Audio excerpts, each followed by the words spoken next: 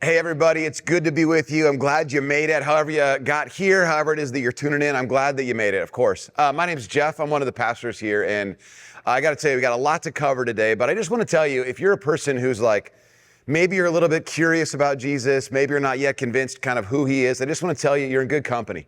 Because this isn't a place where everybody has all the answers about Jesus. It's really a place for people to take their next steps. And so we say a lot around here that this is a place where we're kind of, doing our best to aim our lives at Jesus, to follow him. We're convinced that's what we were made for, but that it's actually not always all that easy. And it ends up being that we need each other every so often along the way. So part of the way I say it is I hope that you, even if you aren't yet convinced about Jesus, you're not sure if it's true, my own hope is that you would find a way to go, I wish it would be true because these people and this whole thing and the idea of it seems so good, I wish it were true. And for those of you who are already convinced about Jesus, my prayer for you is that you don't lose the curiosity that got you to this place.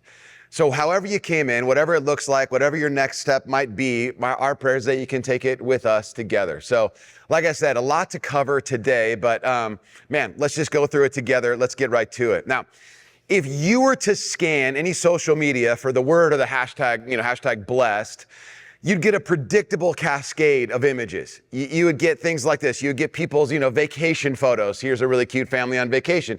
You get someone in their new car. You'd get senior pictures. You'd get graduation photos. Here's, hey, mom and dad, let's take a picture of graduation.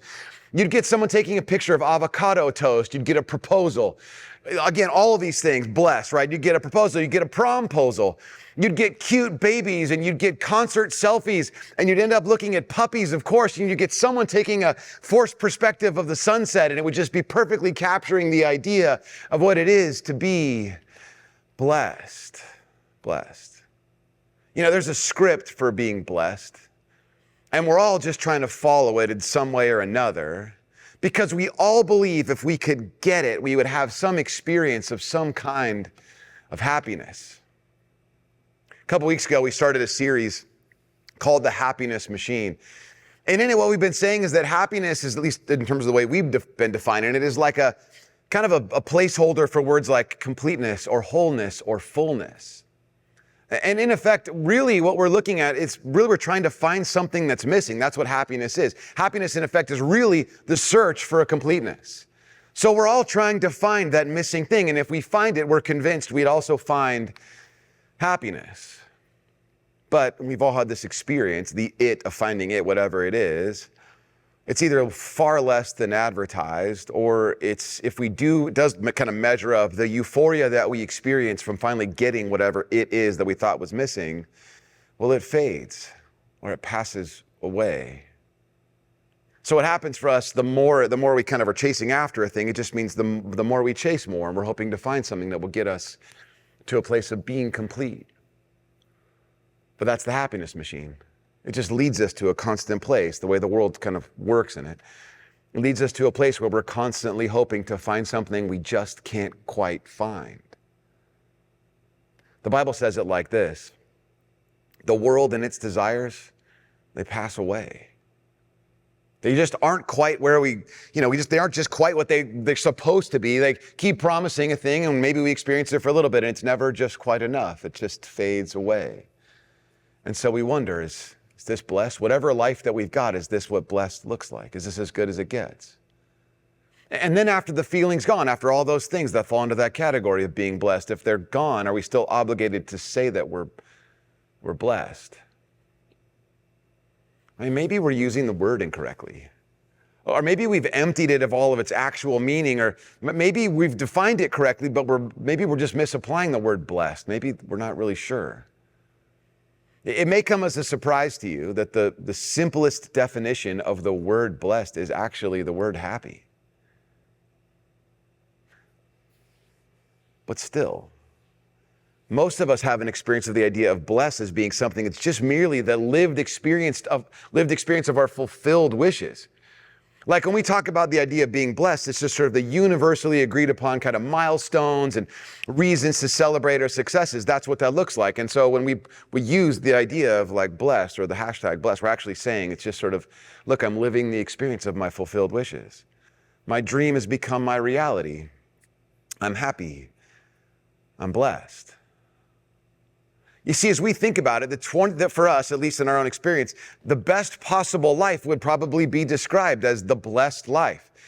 You know, that's how we think about it. And really, to kind of reflect back on it, the blessed kind of life then is getting whatever it is that I always wanted. That's blessed. So the blessed life is getting what I always wanted. So I have the best possible life is a blessed life. And the blessed life means getting what I always wanted. But is that it? I mean, is the best possible life the blessed life? And is that simply getting everything I always wanted? If that's it, that feels a little bit, it feels a little funky, right? I mean, what if I don't get it? What if I don't get everything I always wanted? Does that mean I'm not blessed?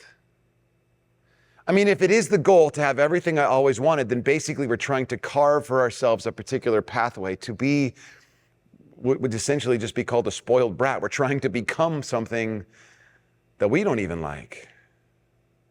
What's the best possible life? The first century Mediterranean world had its own versions of this as well. And I want to show you these there's a lot of them. I'm going to click through them pretty quickly, but I want you to see them because there's actually something to this about maybe sort of present day equivalents that you might find that kind of match up as well. So I'm going to show you some different articulations of what the best life might have been in and around the time kind of leading up to Jesus and around that kind of particular time period. But here's a couple examples of this. So if you go back a couple hundred years before Jesus, you're going to get someone like Homer, who's the famous epic poet. He said this, basically in sort of the Greek idea of revolving around kind of the idea of virtue. So here's what they are. The virtues, according to Homer, would have been like this: heroism and commitment and honor. And you might know people maybe kind of in this sort of resurgence of kind of hyper-masculine stuff. You might be like, oh yeah, totally. I know people who are all into heroism and commitment and honor, and you might be that kind of person. But so anyway, you get the idea. So I'm going to speed it up a little bit. But the best possible life to Homer, in his own estimation, was a life of heroism, commitment, or honor. Later on, you get Socrates, who says that the best possible life, the best life is a life lived with self-knowledge, kind of the examined kind of life. He's the one who said, as you might know thyself. Later, you get Aristotle, who speaks about something called eudaimonia, which is literally the phrase that means to be in good spirits. And he talked about, among other things, the idea of the balance of vices, neither too much in excess or not having too little. This is kind of his own perception of what that looked like.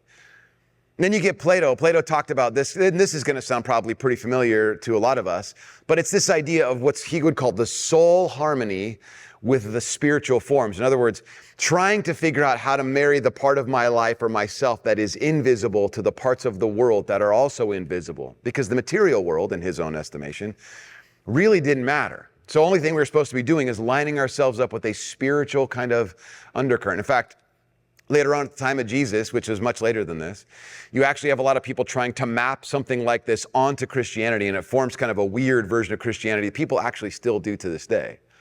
Then you get the Epicureans. These guys come a little bit later, but they're present at the time of Jesus and the time of the Bible. And these people believe, look, hey, the gods are indifferent. So the best we can do is kind of manage our pain and then focus on something like simple pleasures. At the same time, you get a group of people called the cynics, which different use than we kind of have the term for cynics now. But a cynic really is just someone who's kind of reached the place of a radical rejection of wealth and power and fame and looked for a kind of extreme simplicity. Maybe you might also be familiar with something called the Stoics. The Stoics simply said this, and they actually have had a resurgence in the recent sort of history, which is that the idea of simply focus on what you can control and reject everything else. Now, you might see, whether it's Homer, Socrates, or Aristotle, or Plato, or Epicureans, or Stoics, or anybody else, you might see some of that even now to this day. Stay with me. But there's one other group that's really crucial. This would be called the Hebrews. These are the people from which Jesus and his own tradition draws us. He comes from this tradition of people, the Israelites, Israel, Jews, Hebrews. That's what this is. And in the version, probably the most universally agreed upon understanding of what sort of their version of the best life looked like, it looked like obedient faithfulness to God and to his covenants. Now, covenants are the sacred agreements of love and trust between two parties. In other words, the people, if they could live in that kind of way, then the outcome would be like this. Most people understood that the people were blessed because God saw their faith or their faithfulness, and then he rewarded them. That's how you knew you were blessed. Now, Every single one of those people had an idea about what the blessed kind of life was, or what that meant to be a particular person who was blessed. And inevitably, as most human beings will do from time to time, you might be familiar with this, they came to understand that those people who were blessed, those people who fit that description, those people were quote unquote in, right? It was a way to measure who's in, who's on the inside. And those people who were not blessed were accordingly out. So it became a way to measure who was and who was not in and who was and was not out. Are you with me with this? So that means then each group of people could say to the other, not you, we're in and not you. Now, in the Bible, at least in the Hebrew scriptures, we're going to talk about a couple of different ways to think about this. But in the Hebrew scriptures, the Old Testament is what you sometimes might know it. The Hebrew scriptures, there are two words for blessing. The first word is this word right here. It's Baruch or Barak. Sometimes you see it that way too. And it just simply means this. It's the favor that's bestowed upon people by God. So it's what God does for a person. It's the act of him bestowing upon them a particular kind of favor. That's Baruch. You see it like this, perhaps, in the Bible. The Lord bless you and keep you. The Lord make his face shine upon you and be gracious to you. The Lord bless, right there. The word bless is Baruch. It's the favor being bestowed upon people by God. There's another definition too, another word. The word is ashrei, and it is the state of having been blessed. So Baruch is what God does or bestows upon people. That's his favor being blessed upon people. Stay with me on this. It's going to matter in a second, okay? Ashrei then is the state of having been blessed. It's God's favor. It's the deep kind of well-being experience of supreme kind of happiness. With me? It's the state of already being in God's favor. You see it like this in Psalm 144. Blessed are the people, blessed is the people of whom this is true. A whole bunch of stuff has just been described. Blessed is the people whose God is the Lord. That they are in a state of having been blessed. One way to think of it is like this. I don't know if this is helpful, but to think of it like this. Ashrei is the one the Lord has baruched, so to speak. Blessed is the one the Lord has blessed. Ashrei, the state of being, is the one the Lord has baruched. Are you with me? Now, the key question, at least one of the key questions in Jesus' ministry, is who is and who will be blessed. It comes up a lot as he's talking to religious folks all the time, who always seem to imagine that they're going to be the ones who are blessed. And they always come up to him like, isn't it great, those who will be blessed when the kingdom of God arrives, the sort of ruling and reigning presence of God in the world, isn't that great, who will be blessed? Because blessing, once again, remember, is an indicator of who God has deemed to be in and those who are not blessed, whom God has deemed to be out. Key question in Jesus' ministry, who is and who will be blessed? Okay, now, at the start of Jesus' most famous speech in the Bible, Jesus gives 3 chapters on what life is like with a kind of a partnership with God, because he calls the kingdom of heaven, okay? Now, he starts out with the question about who is. He describes the people who are blessed. But before I get to that, I want to back up a little bit because I want to show you the audience of people to whom he's addressing, okay? Here's what it is in Matthew chapter 4, beginning in verse 24. So he'd gone around healing a bunch of people, and then it says this, news about him spread all over Syria, that's north of Israel, and people brought to him all who were ill with various diseases. Those suffering severe pain, the demon-possessed, those having seizures, and the paralyzed, and he healed them. Large crowds from Galilee, the Decapolis, Jerusalem, Judea, and the region across the Jordan followed him. To give you an idea, Galilee is in the northern part of Israel. Syria is above that. The Decapolis is on the eastern side, Jerusalem in the south, Judea, the whole southern area, and the region across the Jordan, again, another part to the east. Now, all of that means that there are people who would have known who Jesus was, who belong to this, Jesus' own tradition, the Hebrew people. And there are people that belong to a completely different, non-Jewish, non-Hebrew tradition, people that were way outside of what people would have expected, which means that in the group that is there around Jesus who have been healed, all those people suffering from illnesses and demon possession, all that kind of stuff. Within that group of people, they would have looked at each other and said, well, probably me, but not you. That's who gets blessed. If you ask the question, probably me, but not you. Or probably some of us, but not them. Some people might have wondered, can I, because I've had all these sort of ailments, does it mean that I'm not the kind of person who could be blessed? All of them probably would have had different sort of definitions and understandings about what it looked like to be blessed. And they would have looked at each other and thought, why did he heal you? You don't make the cut. Each of them would have said, it's me, not them. Or why is it me? And maybe not them. How come it's so confusing. The group is a total mishmash of people. Then he starts to say this. Check this out. Then he launches into this teaching. Matthew chapter 5, verse 1. Now when Jesus saw the crowds, he went up on a mountainside and sat down. This collection of sermons, or this long sort of stretch of teaching here, is called the Sermon on the Mount. He went up on a mountainside and sat down, and his disciples came to him, and he began to teach them. So here's everybody, all this group of people from all over. He said, blessed are the. Now he's going to talk. He's going to give a list of all of what the blessing looks like and who is the recipients of the blessing. Remember, this is a super hot topic, very controversial. Those who are blessed is the indicator of who God deemed in and who deemed out. He's going to give a list here of all those who are blessed. But before I go any further, let me just kind of highlight a couple of things. When most of us see the idea of blessed, or as you grew up in the church, which I'll do this on accident, so I apologize already. I'll say blessed sometimes on accident, but just blessed. Blessed are the something.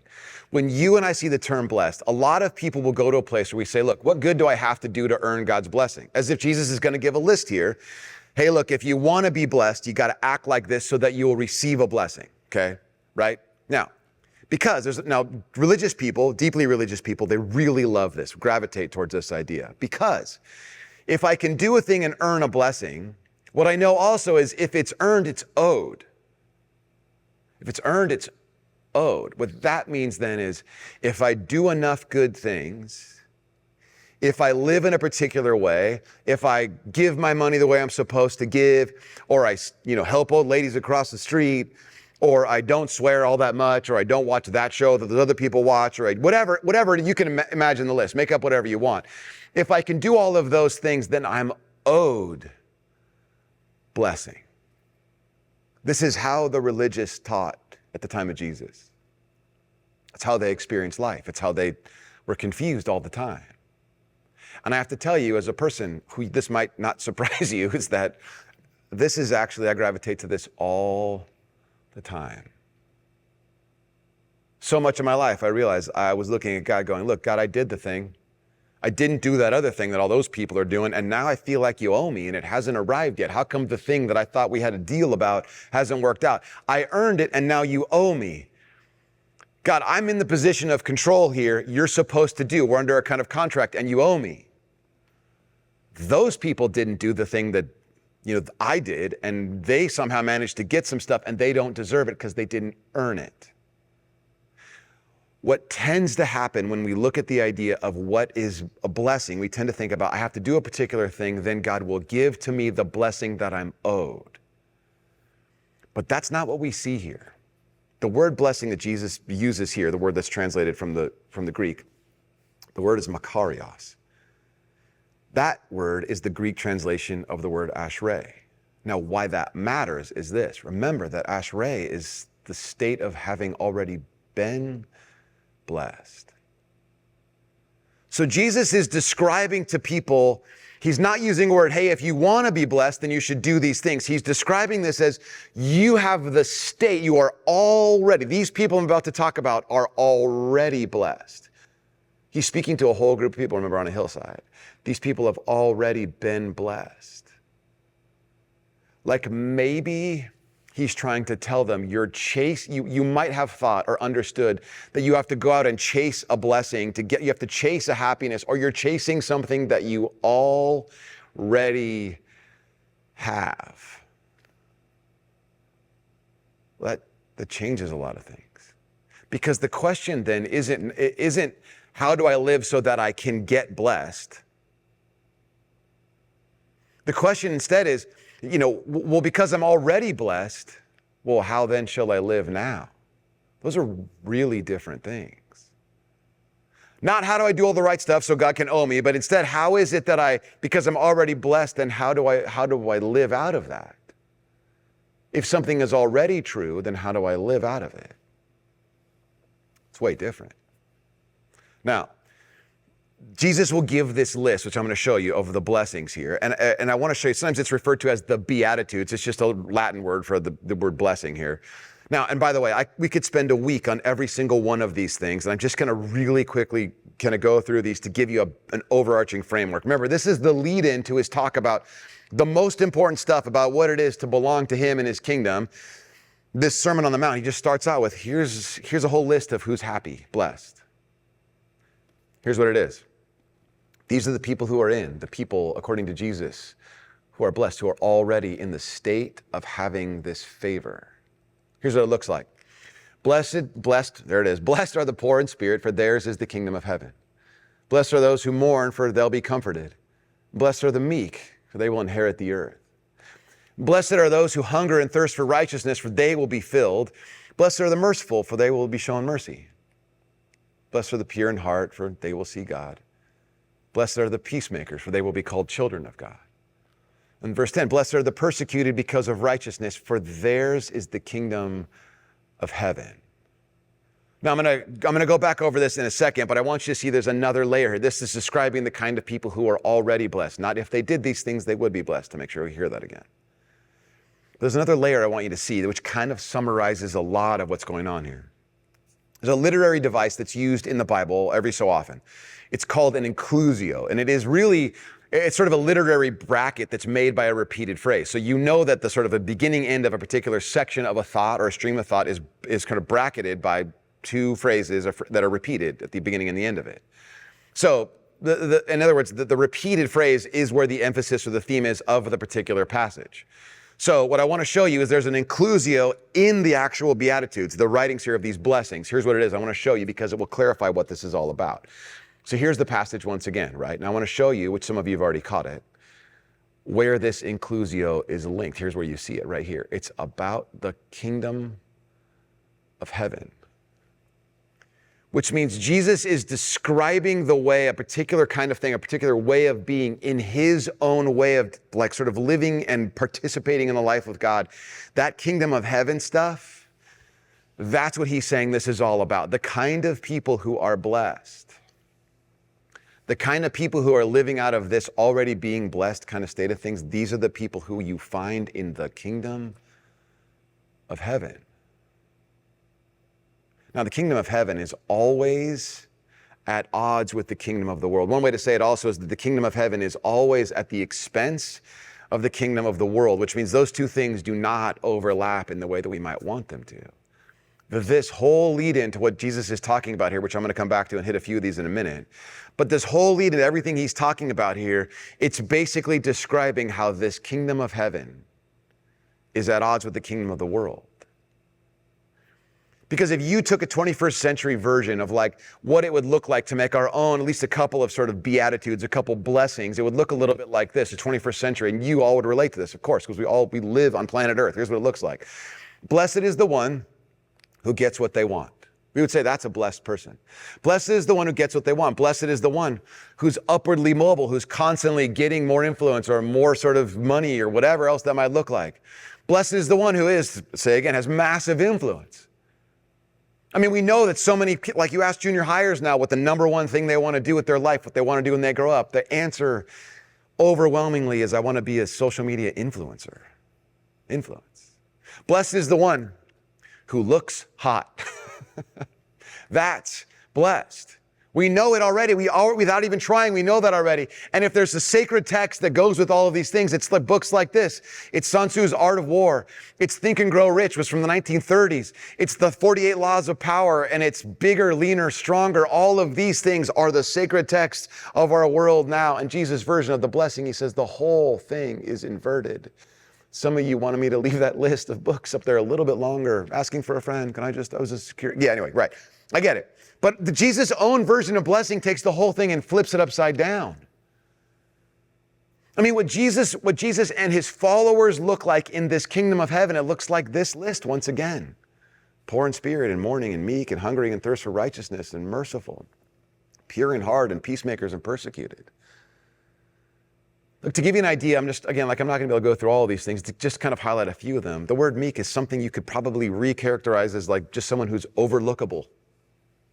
Just think about that in contrast with the 21st century version of what it means to be blessed, to be happy in the world, an overlookable person. This is a person without any power to be a quote unquote taker. Meek. That person Jesus refers to as blessed. Someone who hungers and thirsts for righteousness. Righteousness is the word that means literally one who is as they ought to be.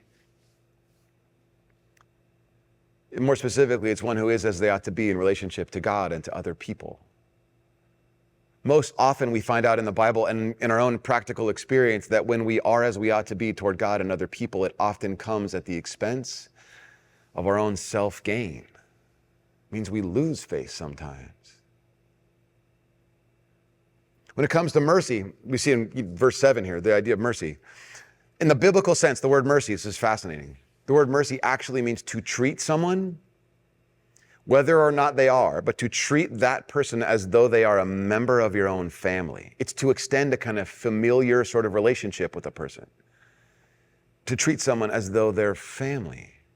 Most often when the Bible describes who we extend mercy to, it's to people that Jesus describes as the least of these.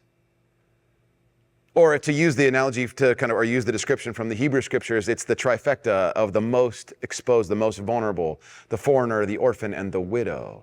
To show them mercy is to treat them like their family. To have purity of heart means that there's no secret self.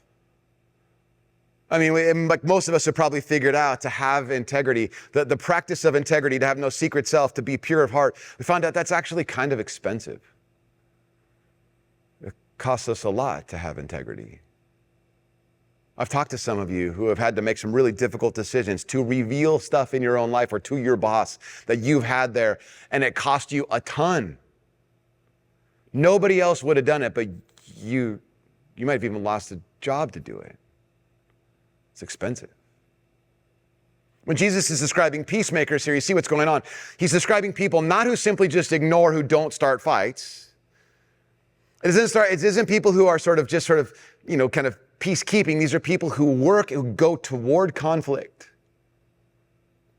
These are people who are often the most hated in a situation because nobody on either side of a particular argument gets their way when these people show up sometimes. This is what the marker of the followers of Jesus look like. It's way different than the way the world describes stuff. It's not about the way that followers of Jesus are described. It's not by our political affiliations. It's not by our enemy making, our enemy identifying. It's not by the place where we get our news. It's not by what social media things we're attracted to, that we're listening to. It's not any of those things. It's not if we say or do the right, all of those other things that everybody else is demanding that we do. The markers of the followers of Jesus are these things. Everything else is at best secondary. So then we come back to the question. If I'm already blessed, Makarios, well, how am I supposed to live? If I'm no longer chasing anything, I'm not chasing happiness, I'm not chasing this blessing anymore, how is it that I'm supposed to live? The Hebrew Bible, again, the Old Testament, the Hebrew Bible points to a phrase. And it's kind of like what you could say is it's the expectation of those who are blessed. There's a way that they're supposed to be. There's a way they're supposed to live. Because the way the Bible understands is that people who are blessed, people who have lived in the state of God's favor, those people, the blessing doesn't stop with them. It's not like I've got it and it's over. To paraphrase Genesis chapter 12, long before Moses, hundreds of years before Moses, God says to a person named Abraham, he says, look, you're this person. And from you, there's going to be a whole world that's going to be blessed. In other words, what he says, and I'm summarizing it, you can read it. It's in Genesis chapter 12. He says, look, I bless you. God says to Abraham, I bless you. And then he says, be a blessing.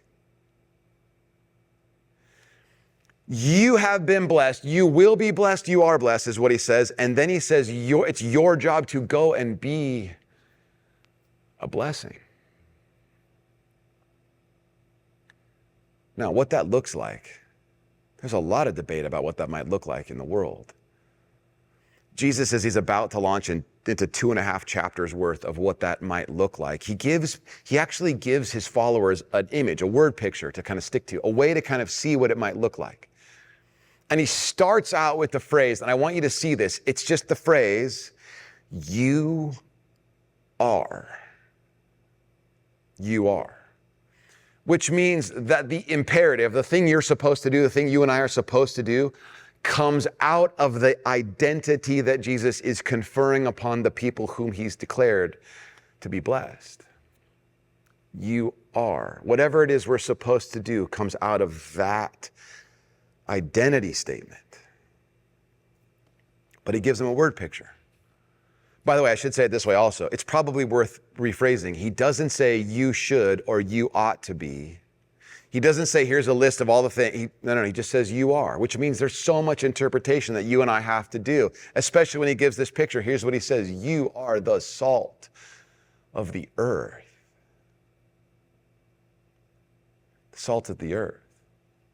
He goes on, but if salt loses its saltiness, how can it be made salty again? It's no longer good for anything except to be thrown out and trampled underfoot. Before we get kind of freaked out about that, let me just give you kind of what's being talked about here. First of all, when we talk about salt, there are so many uses in the ancient world for salt. There's preservation and seasoning.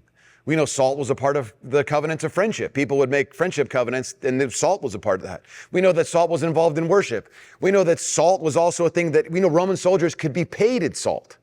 This is where we get the expression. I don't know if this is true, but just go with me. I like what it sounds like anyways. But the expression, this person is not worth his salt or their salt, that comes from that idea of a Roman soldier not being worthy of their pay. So there's so many different uses for the word salt here. And I think for a lot of times we kind of can try to narrow down exactly what it is if you've heard this passage before. More than likely you've heard someone kind of talk about one or two of these things. And I'm not saying that's wrong. I'm just saying probably there's something bigger than that. What's most important to keep in mind when you read this is he's declaring something that's already true. Remember, you are the salt of the earth.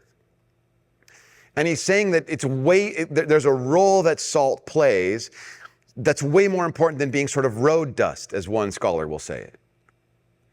In other words, the salt is crucial to so many different areas of life. One Bible scholar will say it this way in the commentary. He says this way, since it's virtually impossible to know which of salt's several associations would have come most readily to the minds of the disciples when they heard these words. So lots of different ways they could have understood this. He says, it may be best to simply take the metaphor broadly and inclusively as meaning something that is vitally important to the world in a religious sense, as salt was vitally necessary for everyday life.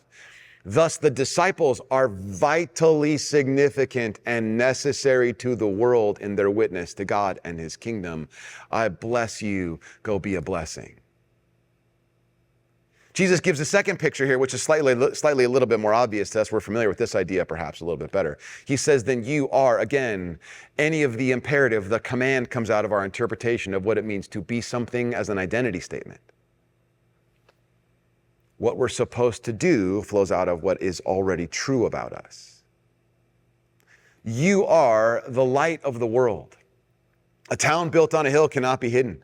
Neither do people light a lamp and put it under a bowl. Instead, they put it on its stand and it gives light to everyone in the house. In the same way, let your light shine before others that they may see your good deeds and glorify your Father in heaven. We do good stuff and God gets the glory is the emphasis here. Salt and light. I mean, I know there's a lot of interpretation here. I'll do my best to help you a little bit, but let me just rephrase the metaphor, or at least reframe the metaphor before we go on. What around me needs some kind of salt seasoning and wayfinding kind of light? What is it that's around me in my own sphere of influence that needs salt seasoning and wayfinding light? I bless you, be a blessing. Is there maybe an unresolved issue that needs a confrontation, but it's done with the kind of salt seasoning and wayfinding kind of light? Not outrage and anger, not power up. Is there a part of your own life maybe where you stopped feeling or stopped caring? Because it just took too much effort to kind of care about it. So maybe it's like, I just don't need to do that anymore. I just let it go. Is there an unforgiveness? Does someone need to hear from you? I'm really sorry. I was wrong. Do you need to tell someone else? I'm sorry. I was wrong. Is there a part of your own life where you've tolerated some kind of unrighteousness? If righteousness is just sort of, one who is as the one ought to be, then unrighteousness would be one who isn't as one ought to be. Is there a part of your own life where it's like, I'm kind of out of bounds here? Or there's some out of boundsness, so to speak, in my own life that I've let be around me that I'm actually responsible for? Salt and light. Is there some conflict that's been avoided? Swept under the rug? Has there been a moment maybe perhaps where you powered up to such a degree, you powered over someone else and it dehumanized them and it made them feel small? What around me needs salt, seasoning, and wayfinding light? How is it that God, if the people who hear Jesus are like hearing him say this, that you're the kind of people who are vitally important, critical, crucial for the world around? What around me needs salt, seasoning, and wayfinding light? Because in that sense, maybe that's a little more of what it is to be blessed.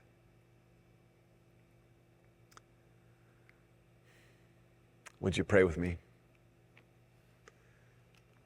Jesus, you have given so much to us. And we consistently look at our own life and we wonder, am I blessed? Is this it? What else do I need to make me feel that? And yet, Jesus, you declare for people who are the least likely and the most outside, the ones who do not have what the world is chasing after, you declare them to be already blessed. Father, might we live more into that character. Those traits that sort of model what it is to walk with you and to be with you and to participate in your life and kingdom. Might we be the kind of people who season a bland world, who shed light into the darkness with humility and grace. So Jesus, it's in your name that we pray. Amen.